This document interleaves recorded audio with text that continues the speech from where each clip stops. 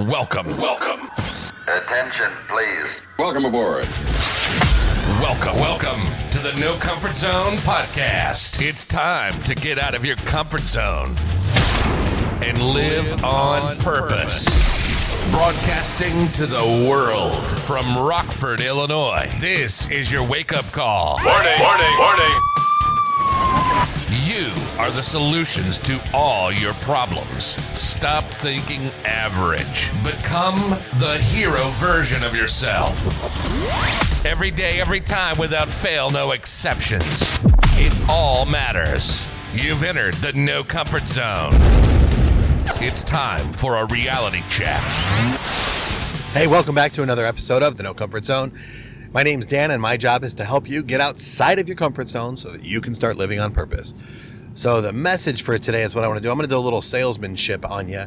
And what I'm going to do is I'm going to give you a technique. And the reason why I'm doing that to anyone who listens, no matter where you're at, I believe that everyone's a salesperson.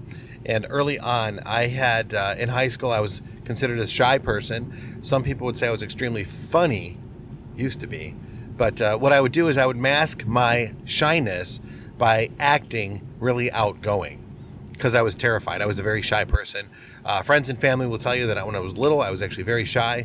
And it wasn't until I had a lot of experience being around people, what I mean by that is getting outside of my comfort zone, that I decided to do certain things that would force me to become unshy. For example, one of the things I did, I got involved in acting. My parents encouraged me to get involved in acting, so I did. Tried out for a few commercials and got nowhere with that. But I was super, super cute, but I digress. But I didn't get anywhere. And I remember one time walking into a shoot, or whatever you want to call it, a screening, and I walked in, and it was a really nice, quiet lobby. And then when I opened the door, there was these huge, long tables, and there was probably 15, 20 people, and there were lights everywhere, and people, and a little stage, a little sound area with a big microphone, the boom hanging over, and I had to read this commercial, and it was for a fast food fish company. It was Arthur Treacher's Fish and Chips in Chicago, and I would get pulled out of school, and I would have to go to different screenings or different modeling things, because I was really cute when I was a kid. All that's changed. But blonde hair and blue eyes were a thing back in the day. Now I'm bald and 50. Anyway, why do I tell you that? Because I was super shy, and putting me in that even made it worse. It was awful. And I was so shy when I would go to family events or whatever, I would try to find a room where nobody was, and I would hang out in that room. I was just a shy kid. And by being a shy kid, what I experienced was I really wasn't experiencing the most that life had to offer. I wasn't very happy because I was always by myself. Additionally, what I found out is that I kind of felt awkward because I felt crippled by my shyness. So now imagine this being in like 8th grade, being as shy as I am and experiencing being teased. I'm going to go back to it again because I was considered cute and I didn't realize girls were teasing me then. Now I know. But I was being teased about things that I would wear and things that I would have, and I was super self-conscious. So now it's 8th grade, and I'm starting to get into the, I like girls, and I want to get I want to be with a girl, and I want to date a girl, and I was super shy. So I had to talk through my friends that I became friends with, and so in 8th grade, I got some liquid courage, and I remember drinking 3 beers at a party, and it didn't make me feel very good inside, but boy, I had the confidence to talk, and that's what I used as my, as Popeye and spinach. It was my strength, and I realized that if I drank, I really didn't have that shyness. So not to talk about the alcoholism part of it, because that's not what this is about, but I forced myself to get into the Marines because, quite frankly, I did want to get over my shyness, and I knew that was a great way to do it. So if I got over my shyness, by going through the Marines and them disciplining me and breaking me down and building me, I thought for sure that would work, but it didn't. So back to the alcohol, and believe it or not, in the Marines, when I was at Quantico, I became extremely funny, and I would be in the backyard at parties, and these, maybe 100 people or so were in these, what we call, they get a keg of beer, or a couple and a campfire, and I would stand at a picnic table and I would basically make jokes or do impersonations and be really silly. And it's because of the alcohol, and also because I really liked girls and I wanted girls to like me, and being funny is one of those things that I learned, and it worked very well for me. Unfortunately, the end result worked good, but inside I never really felt great. I always felt sad and alone, because the shyness was never broken. So why am I talking about shyness and on this podcast and salesmanship? Because when I finally did get into sales, my biggest fear was talking to somebody. Now think about that for a moment. How do I overcome that? I have to get outside of my comfort zone and grow a little bit. Why did I want to do that? Because back in the day, I wanted to be what do you call it? Like a business mogul. And I was going to have to learn how to talk to people. And I wanted to be the head of a gigantic commercial real estate company. I think I wanted to call it Empire Real Estate. And back in the day, my whole goal was I'm going to learn how to speak Japanese. And what I wanted to do is basically, because this is in the 80s or whatever, Japan was buying a lot of the United States. And I said basically what I was going to do, and this is so silly, but I'm going to learn Japanese, I'm going to learn business skills, and I'm going to learn real estate, commercial real estate. And what I'm going to do is learn how to invest and get investors. And what I'm going to do is buy back America. That's what I'm going to do. But unfortunately, never learned real estate. That's a huge regret of mine. It's never too late.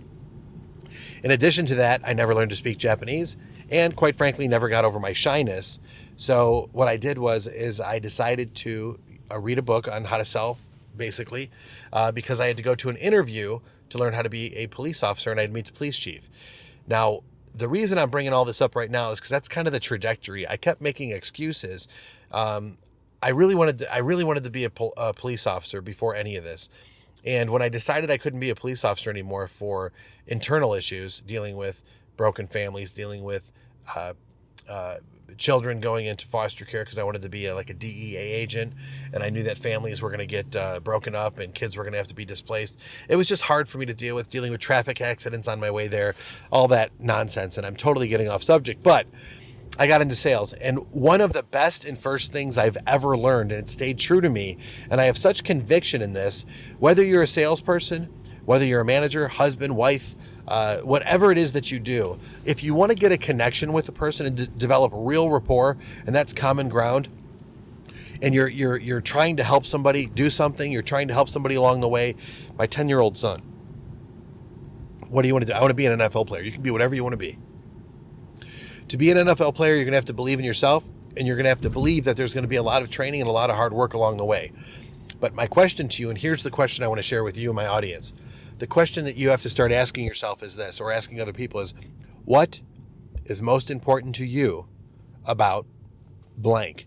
And just fill in the blank. So what's most important to you about being in the NFL?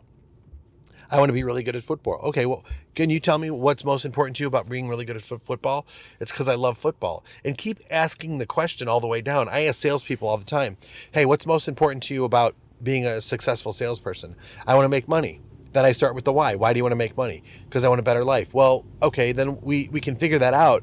But what if we did this? What if we asked just better questions, and we asked the question something like this? And if you went to a seminar of mine, or if we spend a lot of time on this, and we break it all the way down, and you'll see how fast sales can happen, and you'll see how fast people will turn around.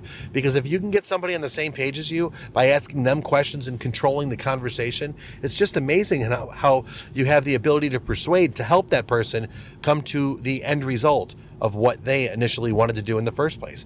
It's fantastic. You just have to keep asking why. Why do you want to do that? Why do you want to do that?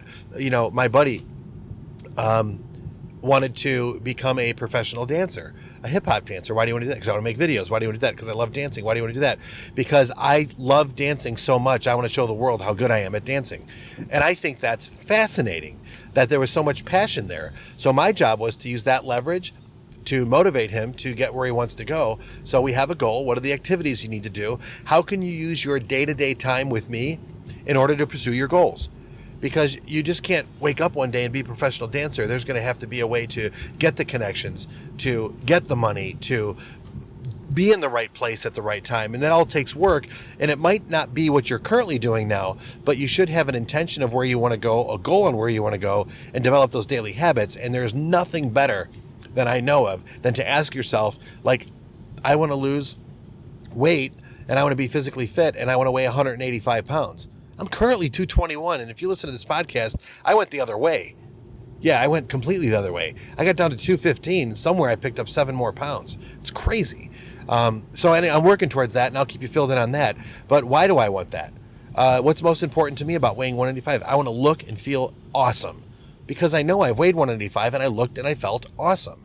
I felt confident in who I was. I wasn't embarrassed about being a comfortable middle-aged guy who was overweight. I know what it's like to be 185 and, be in my 40s, or 190 and in my 40s. And I know what it's like to be physically fit. And I love the way I feel, love the way I look, love the way things are around me. And quite frankly, eating the donuts and the pizza and eating late at night is not going to help. So what's most important to me about it? I want to look and feel awesome. That's what's most important to me. Why do I want to do that? Quite frankly, because I want to have some more passion in my relationship, because that comes on my end. And I also, quite frankly, just want to feel more confident. And if I'm lean and mean, then I feel more confident. And more confident gives me the ability to help more people. There you go. Broke it all the way down. So I hope this podcast finds you doing outstanding and amazing, and I hope you have a great day. But more importantly, today is that day where you get outside of your comfort zone and live on purpose. Say goodbye. Want more of the No Comfort Zone? You can follow Dan on Instagram and Twitter at NoComfortZone1. Bye. Or on the web at thenocomfortzone.com. Bye-bye. Bye-bye. Thanks for listening to the No Comfort Zone podcast. Bye-bye. Bye-bye.